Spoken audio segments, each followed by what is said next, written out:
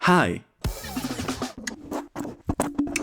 A few weeks ago I got into an argument with a friend of mine who claimed that every Souls-like looks the same, and I tried reasoning with them by shouting, but they rebutted with straight guys when you mentioned Dark Souls and started making monkey noises, and I couldn't compete with that. What was I supposed to say? They got me, clearly. But if you know anything about me, you know that one thing that I love to do is talk about stuff that I like, so if one single tweet was enough to make me write a whole deep dive into post-COVID filmmaking, this argument was definitely enough to kickstart this whole video. So here's how this is gonna work. We're gonna go through every FromSoft Souls-like, and I'm gonna explain their visual differences and tell you my opinions about them. I'm gonna take these off because they keep falling off. I'll try keeping things short because I'm already working on too many videos that are way too long and way less interesting than this one. So, no, they're fine. I just need to get good at writing. That's fine. Anyways, I just felt the need to make something short for once in my life. Does this make... Doesn't seem to make too much noise. That's fine. Is any of this making noise? Audacity is really lagging and I'm getting really scared.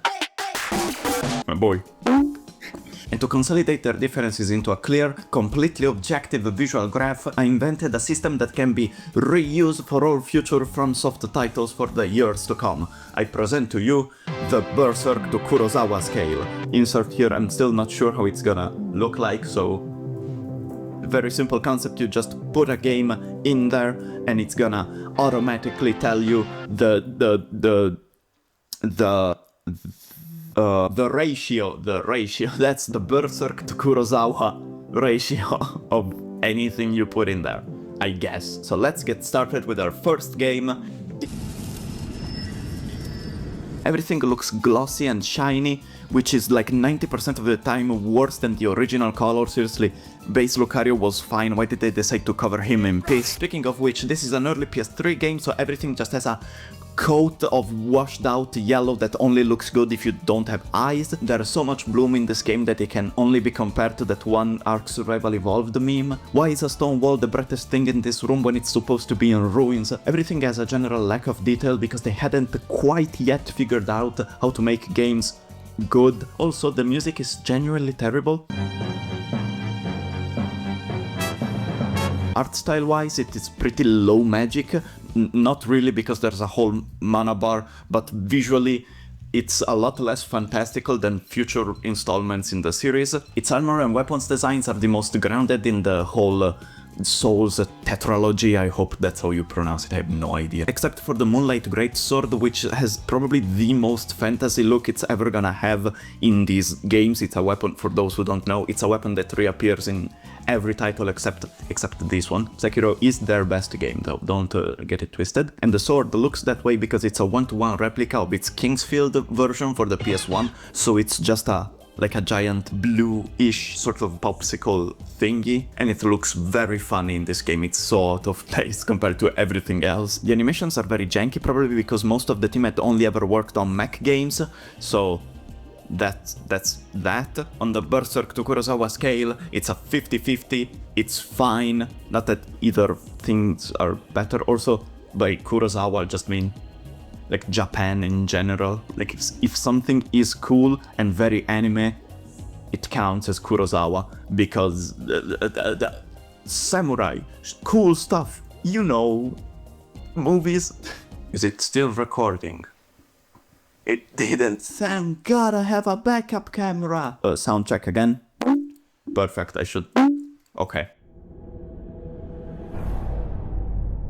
The next Souls game is Dark Souls, and it's a stark improvement over its older sibling. While Demon Souls was medieval low magic, this one is dark fantasy and kinda also still low magic. The world is overrun by corruption, there's moss and ruins everywhere. You play as an undead and you fight a lot more demons than in Demon Souls because you travel to hell. That's where they live, usually. But no more mana bars, because mana bars are always a bad mechanic. Supergiant Games, why did you put one in Hades 2? Why would you do that to me? I hate you. The environments are dirtier, sadder, generally more barren. The protagonist no longer glows in this holy light and is instead a random loser who is stinky and sucks. There's a whole area inspired by Milan, which is pretty cool. The armor and weapon designs get a lot wackier and clearly impossible for anyone to wear or use effectively, efficiently, just like its environments. The user interface is also a lot dirtier and sadder. No more kitty cats for you, only darkness and despair. Cats will never appear again in the Souls franchise, they are gone forever. They're gone forever.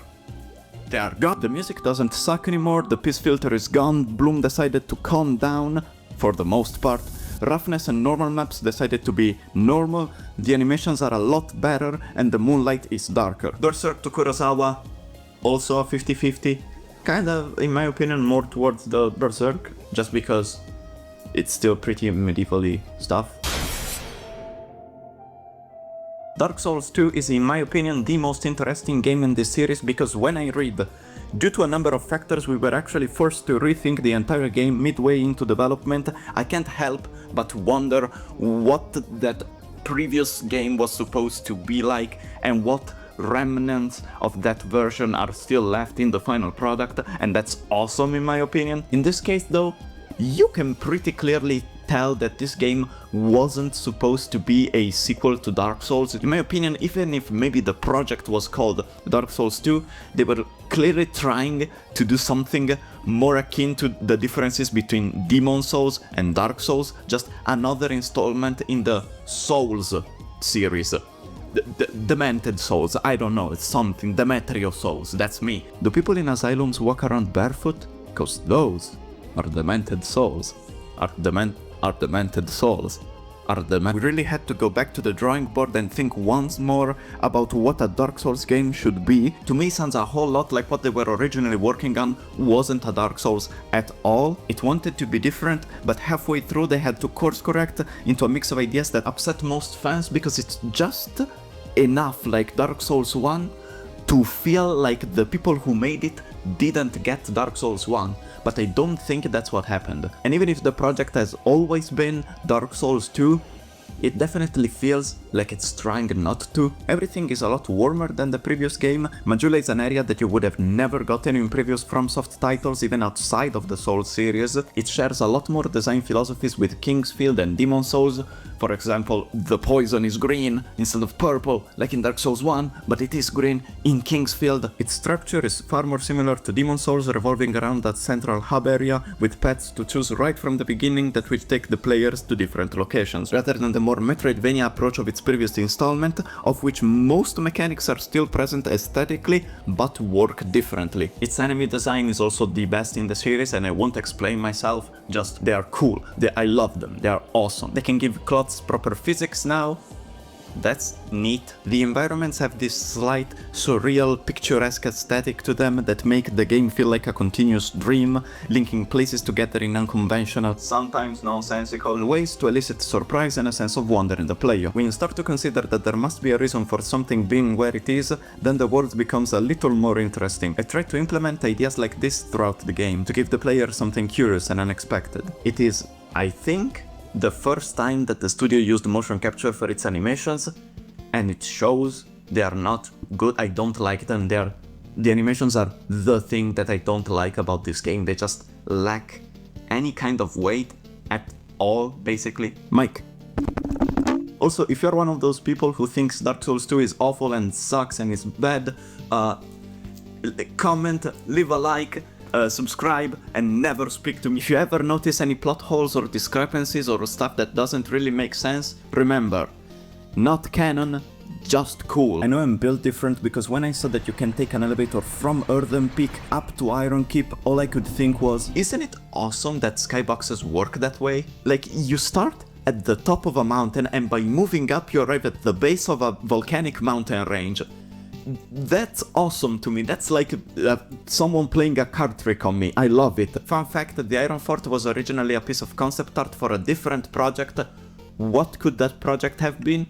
We don't know. Maybe it was Demented Souls, maybe it was a crazy feat. It's truly anyone's guess. Berserk to Kurosawa is a 40/60 because it's slightly cooler than Dark Souls 1. Bloodborne, new engine, it's all dark and gothic and bloody born, and it's all dark and gothic. It's also Victorian, so that's a pretty big difference, I would say. It is a lot snappier and fast-paced compared to Dark Souls 2. They were also developed around the same time development of Bloodborne 1. That's just Bloodborne. The development of this game started around when they were finishing the DLC for Dark Souls 1, so they gave Dark Souls 2 to a different group of guys, that's why it's better. So this one is once again led by Miyazaki, the good Miyazaki, not the one that makes bad movies that are bad and boring and bad. I'm sorry, the artistry is great, it's just more of a pacing thing. Also, huge spoilers for Bloodborne. If you haven't played it,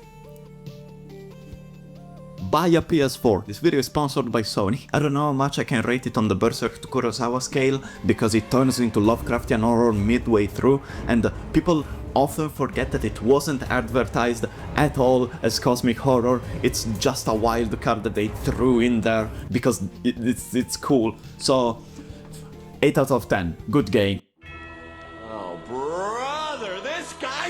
This is the worst entry in the whole saga in every way, except for the animations, because Dark Souls 2 holds that title. Remember the broken castles full of moss and vines surrounded by endless woods that made you feel like you were constantly wandering through a magical forest, even though you were just in a library? While Dark Souls 3 says fuck that and just does Bloodborne again. This game is so lame, look at it, truly. Ignore the next gen graphics and just look at what's on screen.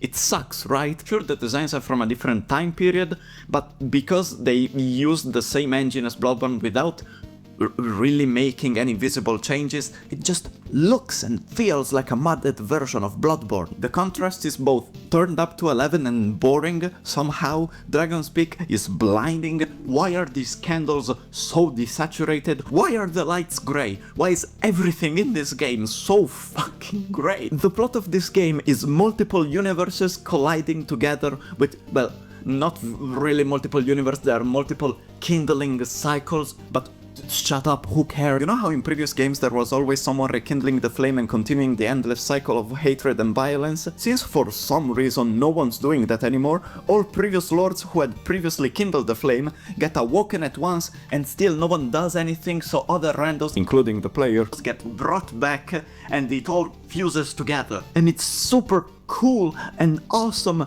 but visually it looks so lame. It's a merging of different universes together. They could have gone crazy, they should have gone crazy, and instead it's so boring. Also, there's no Dark Souls 2 representation, only Dark Souls 1 fan service, because the fans were salty about the second title, so FromSoft just pretended it never existed, except for like one armor set, which is also exactly what they are doing with Nightreign again. This is the Pokemon X and Y of FromSoft games. It's full of cowardice and backtracking to save face against fan backlash from the previous misunderstood installment in the series that everyone is gonna, at some point, lie and say that they actually loved all along. This title is the Rise of Skywalker of FromSoft games. I firmly hold the belief that The Last Jedi is the only good Star Wars movie, and if you disagree, like, subscribe and comment down below what's your favorite Zelda t-shirt. In this case, the Berserk to Kurosawa scale is an improper ratio. This gets an 80 to 70.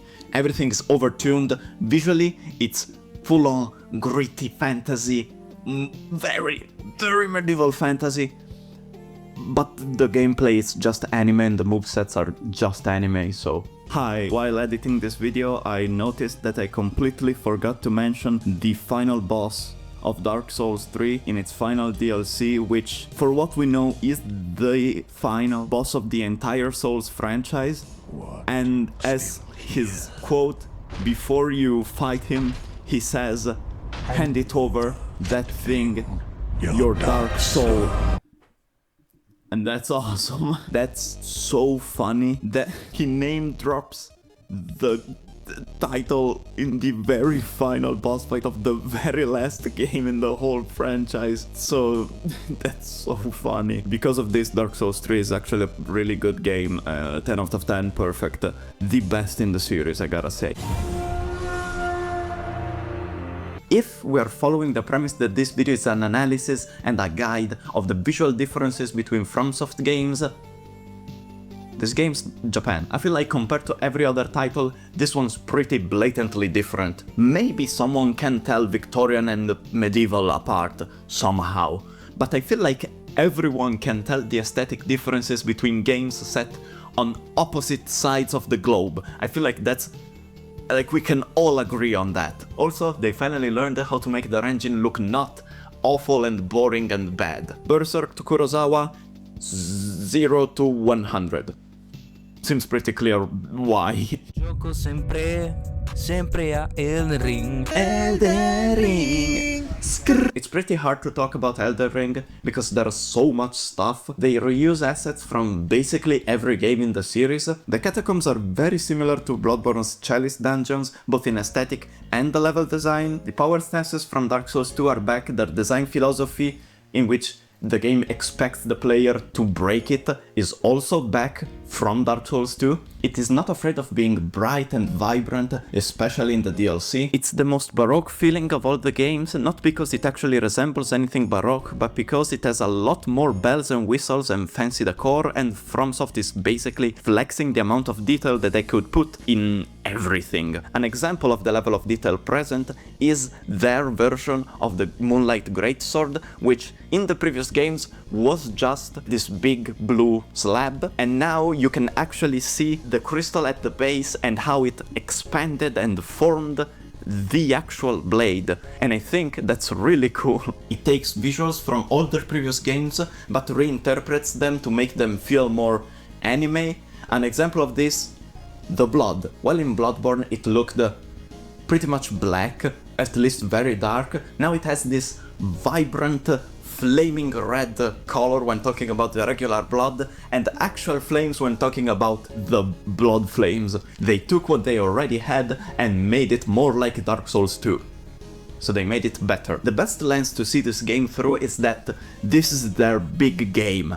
Everything in this game is trying to remind you of that fact. It's open world, it's their biggest map ever, they got bigger weapons, bigger effects, bigger boss fights, it's the most high magic setting we have ever got. The power scaling is through the roof when it comes to everything, especially its spells. It has the most side quests, the most weapons, the most armor sets, the most status effects, the most boss fights. Did you like that one guy?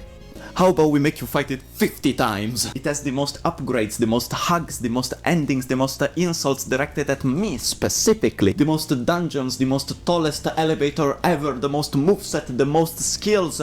Curse you, Bale! And in honor of having the most everything, the Berserk to Kurosawa scale also got bumped up to have the most parameters, and it's been upgraded to the Berserk to Tolkien to Dark Souls scale with the Kurosawa factor as a percentage for its fights, and an extra R.R. Martin rating as a damage multiplier. So Berserk 30, Tolkien 30, Dark Souls 40, and that 30% of Berserk is there because the big weapons are really big and the characters shriek a lot. For the gameplay we use the Kurosawa metric, and it's a nice 90%. Everything is jumping everywhere all the time, and it gets a double S on the Martin multiplier because of incest.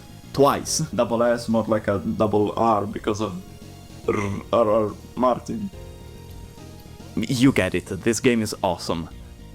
But still not better than Sekiro. To close the video off, here's a few quick thoughts on other FromSoft titles that didn't make it into the full script. First of all, Shadow of the Erdtree, like I mentioned in the video, it's a lot more vibrant and generally feels like it's having a lot more fun with its visuals when compared to the main game, so bump up the Tolkien ratio on that one and you're good. Armored Core 6 Fires of Rubicon, it's a mech game, so on the scale give it a 0, 0, 100% Gundam. I don't. The Demon Souls remake is made by another studio, so it does not count. Elden Ring Nightreign has no art direction, so it also doesn't count. Go play Absolver, it's unironically the best Souls-like out there. Its art direction is awesome. Slowclap made 3 games and they cooked every time. It gets 10% Kurosawa, 90% Ip Man. Duskblood seems like a slightly more industrial revolution-y version of Bloodborne, but without all of the cosmic horror stuff, apparently, for what we know now, and also some Sekiro influences, so Berserk, 0%, and 100% Yoko Taro. Thanks for watching.